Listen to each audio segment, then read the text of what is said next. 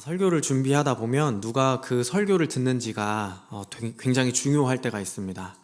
같은 성경 본문과 같은 내용이라고 하더라도 포장을 다르게 할 때가 있는 것 같아요. 같은 내용이라도 작년 성도분들에게는 문제없이 전달되는 그 내용들이 중고등부 아이들에게 전달할 때는 조금 이해하기가 좀 어려울 수가 있고요. 중고등부 우리 성도님들에게 문제없이 전달했던 내용이더라도 그보다는 삶의 시야가 조금 더 확장된 넓어진 청년들에게 설교할 때에는 그보다는 조금 더 또 깊은 이야기, 또 그들의 삶에 좀 더 적용될 수 있는 이야기들을 담아야 할 때가 있는 것이죠. 같은 메시지를 전달하더라도 누가 듣는지를 고려해서 그 대상에 맞추어서 내용들을 꾸며주어야 할 필요가 있다는 것입니다. 신명기 말씀을 들여다보면 하나님께서 이 신명기 시대를 사는 이스라엘 백성에게 맞추셔서 그 내용들을 꾸며주셨다는 것을 우리가 확인할 수 있습니다. 성경학자들은 신명기의 전체적인 구조가 이스라엘 백성들이 살았던 고대의 근동 지역에서 흔히 사용되었던 계약 문서의 표준적인 형태와 흡사하다는 것을 밝혀냈습니다. 특별히 헷 족속이라고 말하는 히타이트 민족이 행했던 주군과 봉신국가, 신하국가의 계약 형태와 관련이 있다는 것을 증명했던 것이죠. 세속적이지만 일반적으로 통용되었던 그 문서의 형식을 가져와서 이스라엘 백성들이 쉽게 접근할 수 있는 방식으로 그들의 시야에 맞추어서, 눈높이에 맞추어서 하나님께서 그들에게 말씀해 주셨다라는 것입니다. 신명기 5장에서부터는 이제 본격적으로 하나님과 이스라엘 민족의 언약 관계를 보여주고, 그 이후로는 그들이 하나님과의 언약 관계 안에서 지키면서 살아가야 할 구체적인 삶의 원리들을 제시하고 있습니다. 오늘 함께 읽은 신명기 4장 44절부터 5장 6절의 말씀은 율법의 세부 사항들을 전달하기 이전에 하나님과 이스라엘 백성 사이에 세워진 그 언약 관계의 조약 관계에 대한 청사진을 그려주는 역할을 하는 본문입니다. 신명기에 기록된 모세의 율법은 어찌됐든지 시대상을 반영하고 있습니다. 구체적이고 자세한 내용들을 우리 시대에 똑같이 적용하는 것은 무리가 있죠. 그러나 십계명과 구체적인 율법의 핵심이 되는 언약 신앙의 기초와 본질, 그리고 언약 백성으로서 그것에 순종해야 할 의무는, 충성해야 할 의무는 시대를 막론하고 동일하게 적용되는 그런 기초적인 원리라는 것입니다. 왜냐하면 그 율법의 조항들은 이스라엘 백성들과 세우신 언약을 넘어서, 그들과 세우신 언약을 넘어서 모든 세대의 하나님의 백성들과 맺으신 개별적이고 인격적인 관계, 인격적인 언약이기 때문입니다.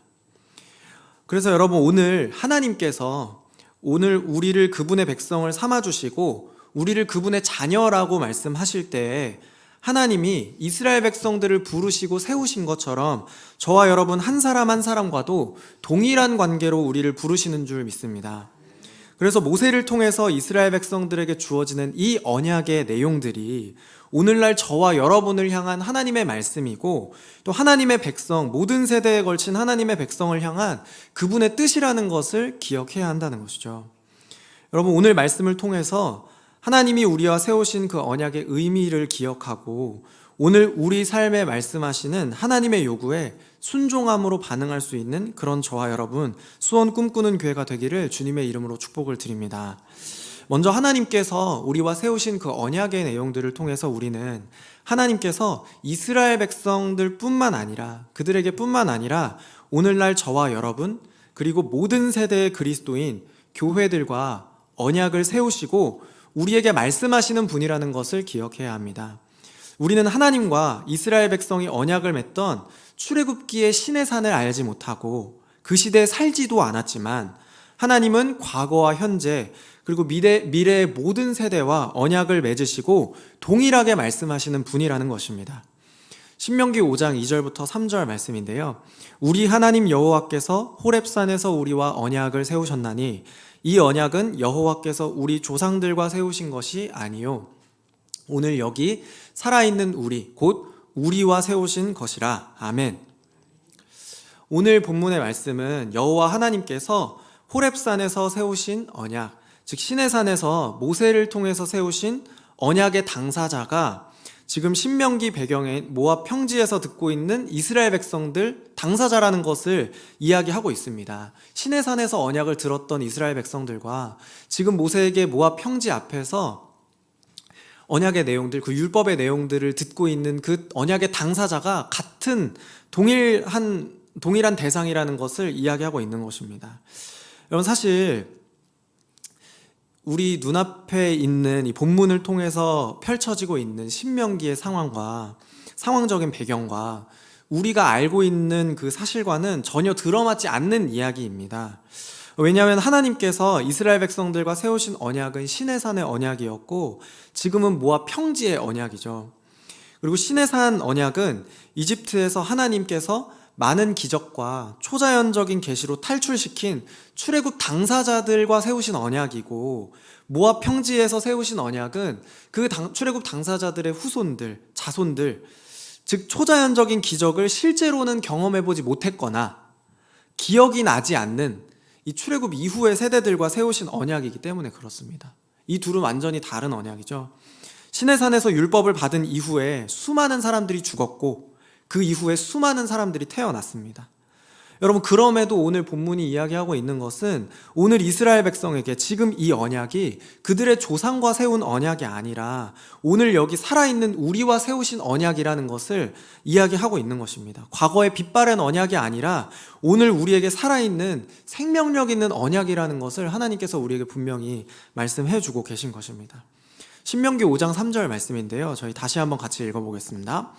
이 언약은 여호와께서 우리 조상들과 세우신 것이 아니요 오늘 여기 살아있는 우리 곧 우리와 세우신 것이라. 아멘. 여러분, 3절의 말씀을 다시 한번 보면 시내산에서 세우신 그 언약과 모압 평지의 언약이 두 개의 언약인 것처럼 보입니다. 오늘 세우는 그 언약은 그 이전 세대의 언약과 같지 않은 별개의 것, 조상들과 세우신 것, 그리고 지금 우리에게 주신 언약, 이런 표현인 것처럼 보여요. 그런데 이 표현이 조상들과 세우신 것이 아니요 라는 이 표현이 완전히 이 두 개의 언약이 단절되었다라는 의미가 아니라 시내산 언약의 당사자였던 사람들 못지않게 그 언약의 효력이 지금 오늘날 이 이스라엘 백성들에게도 동일하게 적용된다라는 의미로 사용된 표현이라는 것이죠. 이스라엘 백성들도 그 언약의 당사자들, 출애굽 1세대가 겪었던 그 언약의 당사자들처럼 인 것처럼 지금 이 말씀을 듣고 있는 그들도 똑같이 언약의 당사자이고 똑같이 그 효력을 적용받는 그 언약의 당사자라는 표현인 것입니다. 그 언약이 결코 과거의 일이 아니라 현재 그들이 마주하고 있는 그들의 삶의 현실이라는 것입니다. 신명기 5장 4절 말씀에서 계속해서 보면요, 여호와께서 산 위 불 가운데에서 너희와 대면하여 말씀하시매. 4절에서는 그 언약이 오늘 우리에게 주어진 언약이라는 것을 더욱더 강조하기 위해서 하나님께서 그 말씀을 너희와 대면하여서 주신 말씀이다, 이렇게 표현하고 있습니다. 사랑하는 성도 여러분, 이와 같이 하나님께서 오늘 우리의 삶에도 살아계셔서 우리와 언약을 맺으시는 그 하나님이심을 기억하시기를 바랍니다. 이스라엘 백성들에게 주어진 그 언약이 과거의 그들 부모 세대에게만 주어진 언약이 아니라 오늘 여기 살아있는 이스라엘 백성과 세우신 현재의 언약이었던 것처럼 과거에 주어졌던 죽은 말씀이 아니라 오늘 여기 살아있는 이스라엘 백성들에게 주신 그 하나님의 말씀이 똑같이 주어졌던 것처럼 오늘 하나님께서 이들에게 주셨던 그 언약 관계를 우리와도 맺기를 원하신다는 것입니다. 그리고 하나님께서 그 언약 관계 가운데 초대하셔서 지금 오늘 여기 살아있는 우리에게도 말씀하시는 분이심을 믿으시기 바랍니다. 하나님께서는 오늘 저와 여러분의 삶에도 살아계셔서 오늘 우리와 언약을 맺으시는 분입니다. 왜냐하면 하나님께서 모든 세대에 걸쳐서 동일하게 살아서 역사하시는 분이시기 때문입니다. 나아가 하나님께서 모든 세대에 그분의 언약을 적용하기를 원하신다는 것은 하나님께서 이스라엘 백성을 통해서 세우신 그 뜻을, 그 선하신 뜻과 계획을 오늘 우리를 통해서도 세워가기를 원하신다는 의미입니다. 그 이스라엘 백성들을 향하신 그 선하신 뜻과 계획이 오늘 우리의 삶을 통해서도 똑같이 적용되고 똑같이 나타나기를 원하신다는 것이죠. 하나님께서 아브라함과 언약을 맺으실 때 약속하셨던 것, 너는 복이 될지라 말씀하셨던 그 약속이 오늘 우리에게도 동일하게 주어졌다는 것입니다. 가장 작고 연약한 민족이었지만 열방 가운데에서 제사장 나라로 세워진 이스라엘 민족들과 같이 시대는 다르지만 여전히 살아서 역사하시는 그 하나님의 백성으로서 오늘 우리와 맺으신 언약을 우리의 삶을 통해서 이루어 가시는 그 하나님을 의지하는 믿음 더해지시는 저와 여러분 되기를 주님의 이름으로 축복을 드립니다. 두 번째로, 하나님께서 우리와 세우신 그 언약을 통해서 우리는 하나님의 언약이 단지 귀에 들려지고 글로 쓰여져서 우리에게 전달된 것이 아니라 우리가 듣고 순종하며 우리의 삶에서 이루어가며 지켜야 할 언약이라는 것을 기억해야 합니다. 하나님의 언약과 그리고 하나님의 말씀은 그에 합당한 순종을 요구한다는 것입니다. 단지 글로 쓰여서 아무런 효력도 발휘하지 못하는 그런 원리와 원칙이 아니라 단지 윤리적이고 도덕적인 법을 설명해 놓는 그런 법칙이 아니라 하나님의 말씀에 우리가 인격적으로 반응하며 순종해야 하는 문제라는 것을 이야기하고 있는 것입니다. 신명기 5장 1절 말씀입니다. 모세가 온 이스라엘을 불러 그들에게 이르되 이스라엘아, 오늘 내가 너희의 귀에 말하는 규례와 법도를 듣고 그것을 배우며 지켜 행하라. 아멘. 모세는 온 이스라엘을 불러서 선포할 때 그 온 이스라엘에게 선포하는 규례와 법도를 수용하는 귀의 역할을 강조하고 있습니다. 듣는 것을 계속해서 강조하고 있는 것이죠. 지난주에도 저희가 잠시 나누었던 것처럼 하나님께서는 우리에게 눈에 보이는 형상을 보여주시는 분이시기도 하지만 말씀하시는 분이라는 것을 우리는 기억해야 합니다. 초자연적인 현상의 기이함과 신비로움으로 우리에게 나타나실 때도 있지만 그분의 말씀을 들을 때 우리가 그분의 성품과 인격을 깨달을 수 있다는 것입니다. 그분의 말씀을 통해서 오늘 우리에게 주어진, 오늘 우리의 삶을 향하신 하나님의 선하신 뜻과 그 하나님의 계획을 우리가 깨달을 수 있게 된다는 것입니다. 저희가 아까도 잠시 나누었는데요. 처음 시내산에서 주어졌던 언약과 모압 평지에서 모세를 통해서 주어진 그 언약에 주어진 그때의 상황이 많은 차이가 있다라는 것을 말씀드렸습니다. 그중 하나가 하나님께서 자신의 임재를 드러내심이 시내산에서 더욱 분명하게 나타났다는 것입니다. 신명기 4장 11절부터 12절 말씀에서는 하나님께서 그때 언약을 이스라엘 백성들에게 주실 때 어떤 상황이었는지를 이야기하고 있는데요. 11절부터 12절입니다. 너희가 가까이 나아와서 산 아래에 서니 그 산에 불이 붙어 불길이 충천하고 어둠과 구름과 흑암이 덮였는데 여호와께서 불길 중에서 너희에게 말씀하시되 음성뿐이므로 너희가 그 말소리만 듣고 형상은 보지 못하였느니라. 똑같이 오늘 말씀 5장 4절부터 5절 말씀에서 그때 상황을 똑같이 기록하고 있는데요. 여호와께서 산 위 불 가운데에서 너희와 대면하여 말씀하시매 그때 너희가 불을 두려워하여 산에 오르지 못하므로 내가 여호와와 너희 중간에 서서 여호와의 말씀을 너희에게 전하였노라. 여호와께서 이르시되. 지금 모세를 통해서 하나님의 규례와 법도를 듣고 또 언약을 세우는 이스라엘 백성은 불을 보지 못했습니다. 두렵고 떨리는 그분의 음성을 듣지도 못했습니다. 이집트를 탈출하고 광야에서 살아가는 동안에 경험했던 하나님의 섭리도 경험해 보지 못했고 또 두려운 하나님의 심판도 경험해 보지 못했습니다. 그러나 그들의 삶에서 그들은 살아서 역사하시는 하나님의 말씀을 경험하게 될 것입니다. 그래서 또한 하나님의 말씀을 들었을 때 우리의 반응이 중요하다는 것을 오늘 본문이 이야기하고 있는데요. 이 시대에 조약을 맺을 때 들으라 라고 하는 말씀은 곧 순종하라 라는 의미를 가지고 있었다고 합니다. 들으라, 순종하라 이 의미를 오늘 말씀에서는 하나님의 말씀을 듣고 그것을 배우며 지켜 행하라는 의미로 확장되어서 해석됩니다. 하나님의 말씀을 들으라는 것은 단지 강의를 듣는 것처럼 지식을 채우는 행위만을 말하지 않는다는 것입니다. 하나님의 말씀을 듣는 사람들을 향해서 이제는 그 말씀에 합당한 어떻게 살아야 하는지를 함께 고민하고 그 삶에서 그것이 나타나야 한다. 순종의 반응들을 하나님께서 요구하신다는 것입니다. 여러분, 우리는 지금 오늘날 우리의 시대는 교회 안에 예배를 통해서 또 기회가 된다면 신앙 강좌를 통해서 제자 훈련과 사역 훈련을 통해서 다양한 하나님의 말씀을 들을 수 있습니다. 요즘은 하나님의 말씀을 듣는 많은 통로들이 있죠. 양질의 신앙 강좌를 손가락 버튼 하나만 눌러서 들을 수 있고, 또 좋은 설교도 너무나 많이 들을 수 있습니다. 그러나 그런 것들을 접할 때 우리는 하나님에 대해서, 또 기독교에 대해서, 복음에 대해서 어떤 정보를 단순하게 얻기 위함이 아니라는 것을 분명히 기억해야 할 것 같습니다. 하나님께서 우리에게 말씀을 주실 때, 그분의 말씀을 주시고 우리에게 그것을 듣게 하실 때 하나님께서는 그것을 분명 순종하기 위해서, 우리가 그 말씀을 삶에서 듣고 따르고 지켜 행하기 위해서 우리에게 주시는 말씀이라는 것입니다. 우리의 삶을 말씀에 비추어서 교정하기 위해서, 하나님의 선하신 뜻이 있는 곳에 우리의 마음 또한 있게 하기 위해서 하나님의 말씀이 주어진다는 것입니다. 말씀을 들은 걸로만 따지면 전도사였고 강도사였고 목사가 된 저도 여러분 못지 않을 텐데, 사실은 그 말씀을 제대로 담아내고 있는가를 생각해보면 그렇지 못할 때가 많다는 게 참 마음이 어려워지는 그 지점인 것 같습니다. 하나님의 말씀을 공부하고 또 연구하는 것, 유명한 신학자들의 책을 읽는 것으로 따지면 사실은 누구보다 순종하는 데 있어서는 앞서야 하고, 누구보다는 그 부분에 있어서는 성숙해야 하는데 참 그게 쉽지가 않은 것 같습니다. 이게 단지 사람이기 때문에, 내가 연약하기 때문에, 하나님의 말씀이 나의 인격에 비해서 너무나 크고 넓어서, 그 뜻이 너무나 기묘해서 내가 품을 수가 없어서 라고 핑계를 대기에도 마음이 불편해지는 것이죠. 그런데 우리가 분명히 기억해야 할 것은, 신앙의 인격이 성숙해지는 것은,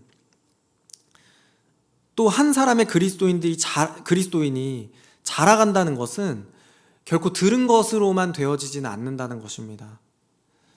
교회는 머리에 쌓아놓은 지식을 적재적소에 풍성하게 내어놓을 줄 아는 지식인이나 학자나 교사가 필요하지 않을 때가 있다는 것입니다. 오히려 우리 공동체에는, 하나님의 말씀을 맡은 공동체에는 들은 말씀을 삶에서 순종하며 사는 그 삶의 위대한 흔적을 가진 성도가 필요하지 않나라는 생각을 하게 됩니다. 왜냐하면 들은 대로 순종하면서 사는 것이 우리의 신앙을 성숙하게 만들기 때문입니다. 들은 것을 삶에서 어떻게든 담아내고 또한 지키려는 성도 한 사람의 애씀이 우리 각 사람의 모습 속에서 살아계시는 하나님을 만나게 한다는 것입니다. 그래서 사랑하는 성도 여러분, 오늘 우리의 삶에 하나님의 말씀이 들려지기를 원합니다.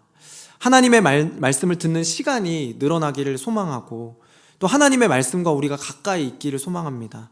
그런데 여기서 더 나아가서 하나님의 말씀을 듣고 그냥 가까이 하는 것, 그냥 가지고 있는 데에서 멈추지 않기를 원합니다.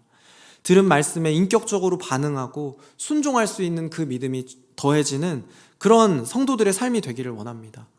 들을 말씀이 넘치는 시대이지만, 또 들어야 할 말씀이 넘치는 시대이지만, 순종함으로 하나님의 기쁨이 되기에는 참 어려운 시대이기 때문입니다. 하나님의 말씀에 인격적으로 반응하고 또한 순종함으로, 하나님의 말씀에 순종함으로 하나님의 마음을 깨닫는 그런 저와 여러분 되기를, 그리고 하나님의 말씀에 순종하는 우리의 삶으로 하나님을 영화롭게 하는 수원 꿈꾸는 교회가 되기를 주님의 이름으로 다시 한번 축복을 드립니다. 마지막으로 하나님께서 우리와 세우신 그 언약의 중요한 세 번째 특징은, 하나님의 언약은 순종과 불순종이 아니라 은혜가 중심이 되는 언약이라는 것입니다. 자격이 되기 때문에 내가 너와 계약을 맺는다라는 것이 아니라 은혜로 하나님께서 주권적으로 세우신 언약이라는 것입니다. 우리가 복을 받기 위해서 그 말씀에 순종하는 것도 아니고, 하나님께서 주시는 화를 피하기 위해서, 심판을 피하기 위해서 율법을 지키는 것도 아니라는 것입니다. 하나님께서 우리와 세우신 그 언약의 기초, 근거는 우리 자신의 순종이 아니라, 우리 각 사람이 가지고 있는 자격이 아니라 하나님이 주도하시는 은혜의 원리가 우리를 하나님의 백성이 되게 만든다는 것입니다. 신명기 5장 6절 말씀입니다. 저 다시 한번 더 같이 읽어보겠습니다. 나는 너를 애굽 땅 종 되었던 집에서 인도하여 낸 내 하나님 여호와라. 아멘.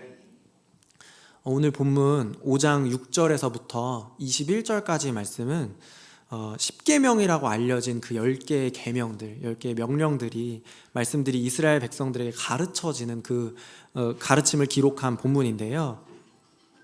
신명기의 말씀은 군주이신 하나님과 군주에게 복종할 의무가 있는 백성인 이스라엘 백성과의 계약을 체결하는 계약 문서이기도 하면서 또한 언약 당사자였던 이스라엘 백성이 지켜야 할 삶의 원리를 기록한 율법서, 법전의 역할도 동시에 하고 있습니다.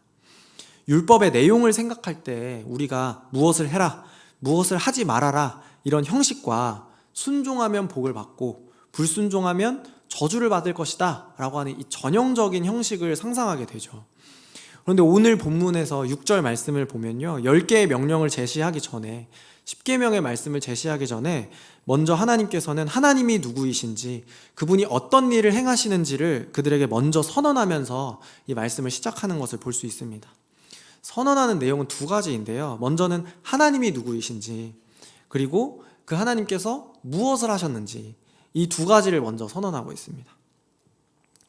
명령이 주어지기 전에 무엇을 지키고 무엇을 하지 말아야 하는지 그 내용들을 먼저 이야기하기 전에 우리와 언약을 맺으신 그 하나님께서 어떤 분이신지 그 하나님에 대한 정보를 짚고 넘어가야 하는 이유는 그 하나님이 어떤 분이신지를 설명하는 그 정보가 언약 백성의 삶을 통제하는 규례와 법도를 지켜야 하는 그 근거와 기초가 되기 때문입니다. 하나님이 어떤 분이신지, 그분이 우리에게 어떤 일을 행하셨는지를 묵상하는 것이 우리의 순종의 근거가 되기 때문입니다. 하나님께서는 이스라엘 백성을 애굽 땅 종 되었던 집에서 인도해낸 여호와 하나님이라고 오늘 말씀이 선언하고 있습니다. 하나님은 이스라엘 백성들을 구원하시는 하나님이십니다. 하나님은 이스라엘 민족을 자유롭게 하시는 분이십니다. 원래는 노예였던 민족들을 택하셔서 그분의 백성을 삼으시는 분이라는 것입니다. 제가 가끔 다른 청년들이나 제 친구들과 교제를 하다 보면 스포츠 종목 하나에 깊게 애정을 가지고 파고드는 그런 분들을 볼 때가 있습니다. 그분들이 간혹 이제 한 팀에 깊은 애착을 가지고 그 팀에 깊은 애착을 가지고 막 응원하고 또 이제 직접 경기를 보러 가기도 하고 그럴 때가 있는데 한 경기가 끝나고 그 경기 이후에 이분들의 반응이 좀 재밌어요. 자기가 응원하는 팀과 자기 자신을 동일하게 여기는 것 같아요. 팀이 이기면 너무 행복해하고 팀의 선수가 성적을 잘 내면 너무 기뻐해요. 너무 좋아하지만 팀이 굴욕적으로 지거나 성적이 안 나오면 자기가 진 것처럼 기분이 팍 상하는 사람들이 있다는 거죠. 이게 사실은 뭐 당연한 거긴 한데 성적 잘 내는 팀을 응원하고 싶죠. 그 팀이 내 팀이 되었으면 좋겠죠. 이기는 팀을 응원하고 싶지 매번 지고 또 성적도 잘 안 나오면 응원할 맛도 좀 떨어지는 게 사실이긴 하죠. 근데 왜 제가 이 스포츠 팬의 이야기를 했냐면 하나님께서 보시기에 하나님의 입장에서 이스라엘 백성들보다는 강한 나라를 선택하셔서 그 백성들을 데리고 하나님 나라를 시작하는 게 훨씬 더 하나님 입장에서는 유리하지 않았을까라는 그런 궁금증이 생겼기 때문입니다. 이집트에서 노예 생활하던 그 백성들 말고 이집트를 데리고 시작했으면 훨씬 더 좋게 시작하는 게 아닐까, 그런 의문이 들었던 거죠. 사실은 제 개인적인 상황을 생각했을 때에도 그런데, 이거 뭐 제 개인적인 고민이긴 하지만, 그 중고등학교 때 제가 공부를 했던 시간들보다 교실에서 자던 시간이 더 많았고, 선생님한테 혼난 시간이 훨씬 더 많았던 그 기억이 나거든요.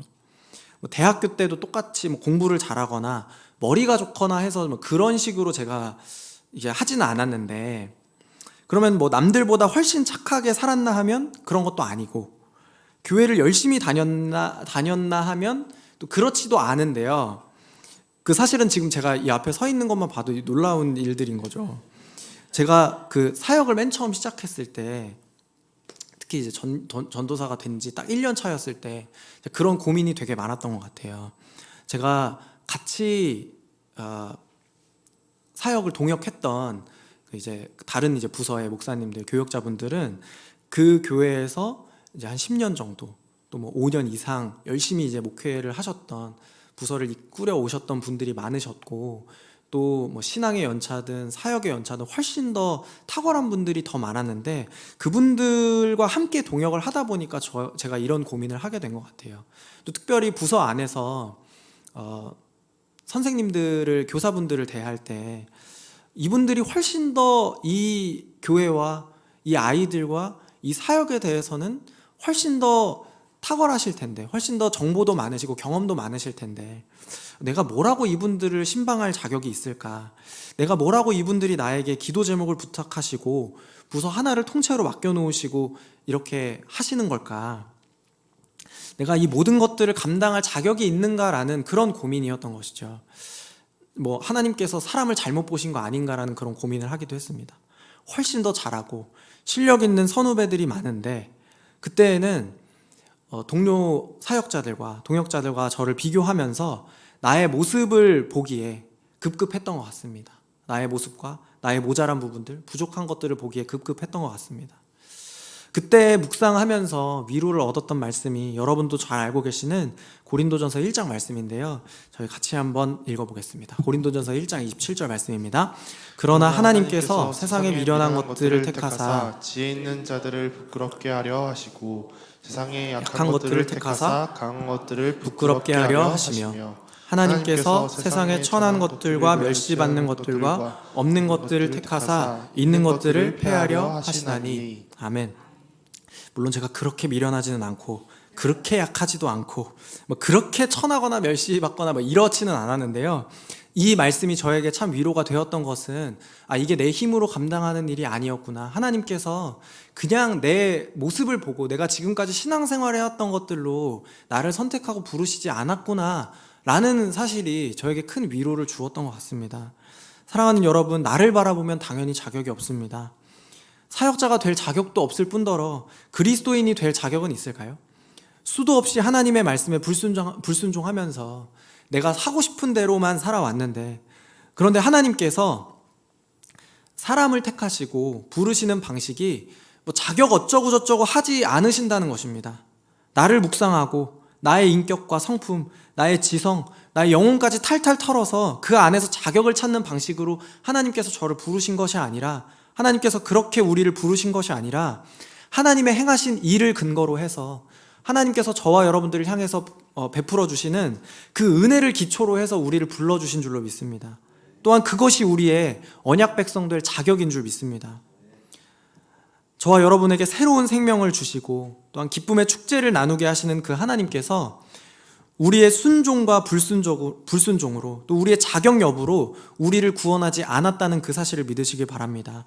그래서 순종이 먼저가 아니라 하나님께서 구원하시는 그 은혜가 먼저 선행한다는, 언제나 선행한다는 그 사실을 기억하셨으면 좋겠습니다. 오늘 본문에서 모세가 이스라엘 백성들에게 하나님의 말씀을 선포할 때에도 하나님의 구속하시는 은혜를 먼저 선언한 뒤에 그분이 어떤 분이신지, 이스라엘 백성들을 향해서 어떤 일을 행하셨는지를 먼저 선언한 이후에 그 이후의 율법의 명령들을 말하고 있습니다. 오늘 우리의 삶에 지켜야 하는 그 신앙의 규칙이 아니라 하나님께서 주신 은혜의 원리로 우리가 하나님의 말씀에 순종함으로 반응하기를 원합니다. 수많은 신앙의 규칙과 율법이 우리의 삶을 답답하게 만들고 얽매는 것이 아니라 하나님의 은혜 안에서 자유함으로 순종하는 저와 여러분 되시기를 축복을 드립니다. 그렇게 순종하며 나아갈 때 하나님께서 오늘 우리의 삶을 통하여서 하나님의 말씀에 순종함으로 반응하는 우리의 삶을 통하여서 그분의 살아계심이 나타나고 그분의 일하심이 나타나고 부족한 우리를 통하여서 그 하나님의 놀랍고 완전하심, 위대하심이 드러나는 그런 복된 인생 되시기를 다시 한번 주님의 이름으로 축복을 드립니다.